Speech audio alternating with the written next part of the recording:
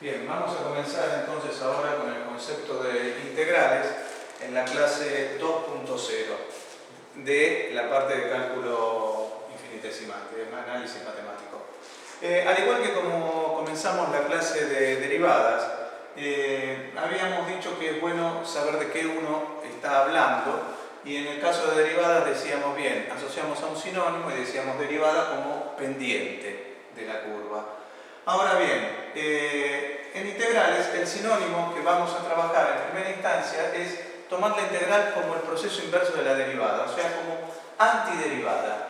Y de eso se trata el concepto que vamos a tratar de visualizar en estos ejemplos.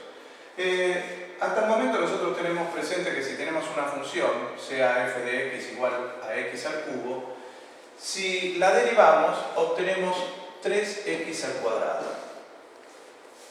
Si la función que tenemos es x a la cuarta, al derivarla obtenemos 4x al cubo. Si seguimos con distintos ejemplos y tomamos como ejemplo 2x, si hacemos la derivada de 2x, lo que vamos a obtener es 2. Y por último,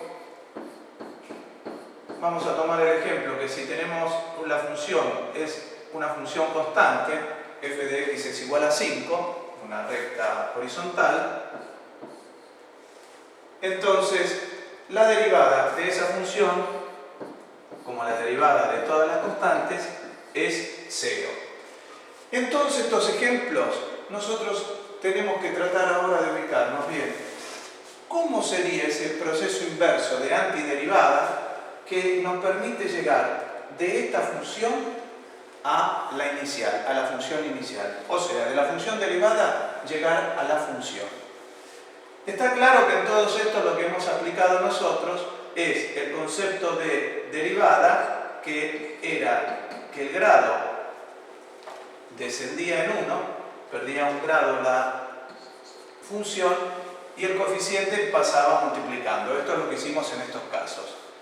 Está claro entonces que para obtener la función, lo primero que vamos a tener presente es que vamos a tener que aumentar un grado. Si acá aumentáramos un grado, obtenemos x al cubo. En este, si aumentamos un grado, obtenemos x a la cuarta. O sea que el proceso inverso era, si de acá descendía un grado, para allá tiene que aumentar un grado. Acá x estaba a la 1, quedó x a la 0. Si x está a la 0, le tengo que aumentar un grado, entonces quedará en x a la 1. Y por último, acá tengo una constante, la derivada de una constante es 0. Entonces, lo que tendría que ver acá es, bueno, ¿cómo hago para llegar? Si la derivada es una constante, acá me encontraría en el problema de que si f de x sería cualquier constante, su derivada siempre es 0.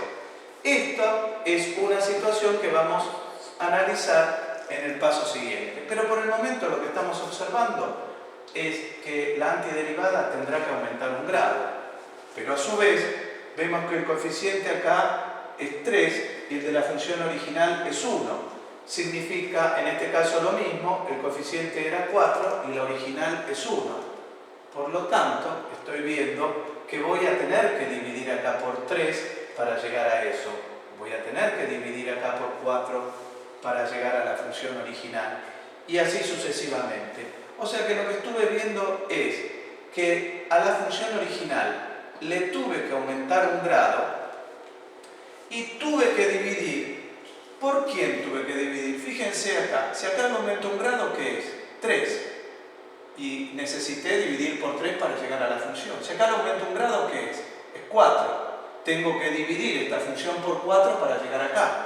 O sea que en primera instancia estaríamos viendo que la regla para poder obtener esa integral, la regla sería x a la n más 1 dividido el exponente, dividido n más 1. Vamos a ampliar un poquitito más este trabajo. ¿Qué es lo que estamos haciendo nosotros? Nosotros tenemos la función original. La función original la derivamos y obtenemos f'. Lo que estamos buscando acá es una regla que nos permita, teniendo f', obtener la función. En todos estos casos, si nosotros derivamos esta función x al cubo más 8, lo que obtenemos es 3x al cuadrado más 0. La constante de 8 es 0. Si derivamos esta función, vamos a obtener también 3x cuadrado menos la derivada de pi. Pi es una constante. Si la derivamos también nos va a dar 0. En todos los casos nos dio 0. Y por último, x al cubo. Si la derivamos, obtenemos también 3x al cuadrado más 0. Significa que en todos estos casos, la integral que nosotros queremos hallar, cuyo símbolo de integral es esta s alargada, nos está diciendo que si tenemos una función del tipo x a la n, una función potencial derivada respecto de x, o sea, la función que nos dieron está derivada respecto de x. Fíjense, tres funciones distintas varían en la constante, sin embargo se obtiene la misma derivada. Quiere decir que en primera instancia, si yo voy a conseguir la forma de volver de la derivada a la función original, me voy a encontrar acá con que en todos los casos la constante no la voy a poder determinar, porque si la constante es 0, la derivada dio 0, si la constante es 8, la derivada da 0, y si la constante es pi, la derivada también da 0. Es por eso que la regla a la que nosotros llegamos es que vamos a obtener x a la n más 1 dividido n más 1 más una cierta constante c, que por el momento no la podemos determinar. De ahí que estas funciones, esta es la regla con la que nosotros vamos a trabajar en primera instancia, teniendo presente lo siguiente: recién estamos empezando a ver la integral como antiderivada. Para ver la integral como antiderivada, estamos llegando a esta primera regla de integración, pero de todas formas vamos a tener presente que a medida que avancemos, vamos a ver que vamos a necesitar distintos métodos para poder integrar otro tipo de funciones. Por el momento, estamos viendo que si la función es del tipo x a la n, su integral va a ser x a la n más 1 dividido n más 1 más una cierta constante c que no podemos averiguar por el momento. Está claro que esta regla de integración debemos tener presente que en todos los casos n tendrá que ser distinto de menos 1, si no se nos anula el denominador.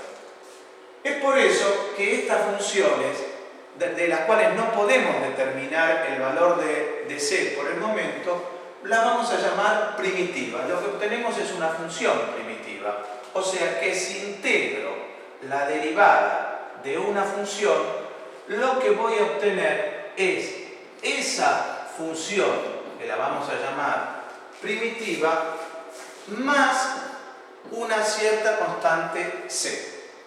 Algunos autores, y coincido, en algunos casos prefieren a esta función llamarla f mayúscula, que podríamos tomar nosotros esta determinación para poder decir bien, la función que obtenemos por el momento no es completa porque nos falta determinar c. O sea que el trabajo que hicimos es, de la derivada llego por la integración a la función, pero por el momento llego a la primitiva de la función, sin poder averiguar el valor de c.